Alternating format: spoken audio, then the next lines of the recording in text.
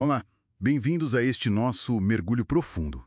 Hoje, o foco são as fontes do direito administrativo brasileiro. Isso aí. A gente recebeu um material bem bacana que mostra de onde vêm as regras que, assim, organizam o Estado, a relação dele com a gente. Uhum. Nossa missão aqui é destrinchar isso, sabe?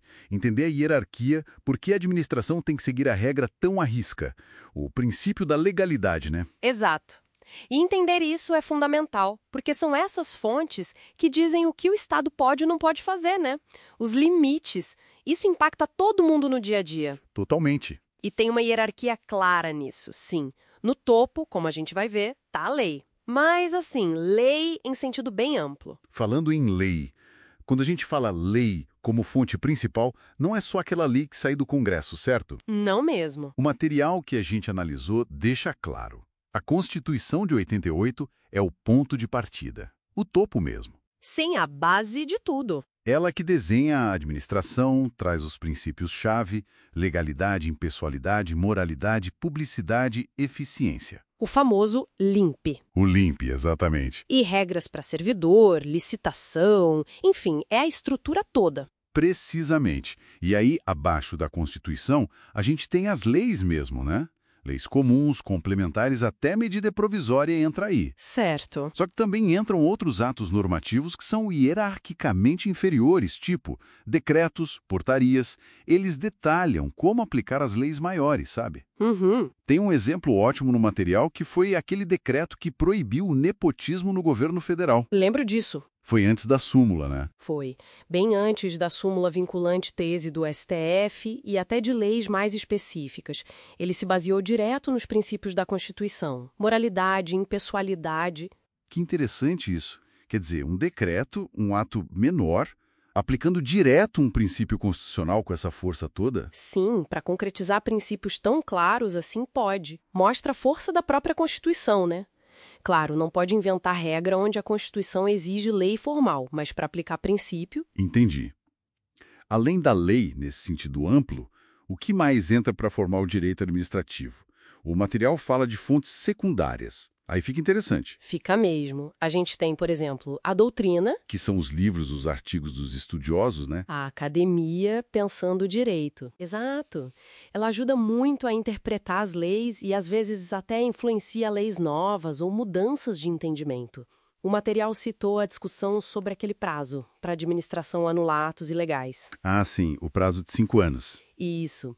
Essa discussão na doutrina foi super importante para chegar na regra dos 5 anos, que hoje está lá na Lei 9784. Faz sentido. E a jurisprudência? As decisões dos tribunais, o peso delas. É enorme. Jurisprudência é basicamente o que os tribunais decidem repetidamente sobre um tema, né? E o fascinante que o material ressalta é o poder que os tribunais superiores têm, STF, STJ. De unificar o entendimento. Exatamente. O material até lembra o caso do STF que consolidou o direito de quem passa em concurso dentro das vagas ser nomeado, sabe? Aquele RE 598099. Um marco, né? Com certeza. E ainda tem as súmulas vinculantes do STF. Essas são poderosíssimas. Elas não são só uma opinião, elas obrigam mesmo. Toda a administração pública tem que seguir. Impressionante a força. E os costumes? Aquela prática que a administração repete sempre. Conta também? Conta. Mas, assim, o papel é bem mais limitado. O costume pode servir para tapar um buraco na lei, sabe? O que a gente chama de costume pré-ter legem. Tipo, O material deu um exemplo bom. Como uma prefeitura de cidade pequena, sem diário oficial, publica seus atos. Talvez colar no mural da prefeitura, né? Se não tem lei dizendo como fazer. entendi, preenche a lacuna. Isso. Mas olha, ele nunca pode ir contra a lei. O costume contra a legem, que é contra a lei, esse não vale de jeito nenhum. Ah, claro. Aquela prática de nomear parentes sem concurso, por exemplo. Mesmo que fosse comum num lugar, não vale nada, porque a Constituição proíbe. A lei sempre ganha do costume nesse caso. Bem claro.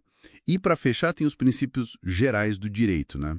Razoabilidade, proporcionalidade. Fundamental. Eles funcionam como uma bússola, sabe? Para guiar a interpretação e aplicação de tudo isso. Principalmente quando a lei não é tão clara ou pode levar a alguma injustiça. Eles ajudam a buscar o resultado mais justo, mais adequado. Então, resumindo a ópera, o direito administrativo tem a lei como base sólida. Constituição, leis, atos normativos. Mas ele não é engessado. Ele está sempre sendo moldado, né? Pela interpretação dos tribunais, Uhum, pelos estudos dos juristas, a doutrina, uhum. e guiado por esses princípios gerais. Tem uma hierarquia, a lei manda, mas na prática é mais dinâmico. Perfeito! E isso tudo que a gente viu no material deixa uma reflexão no ar, né? Qual seria? Como é que a administração pública, que tem esse dever de seguir a lei ao pé da letra, né, o princípio da legalidade estrita, como ela equilibra isso com a necessidade de ser justa, razoável, de se adaptar a situações novas que a lei não previu certinho? É uma tensão constante, imagino. Exatamente, entre a rigidez da norma e a necessidade de fazer sentido na realidade. Fica aí a questão para a gente pensar.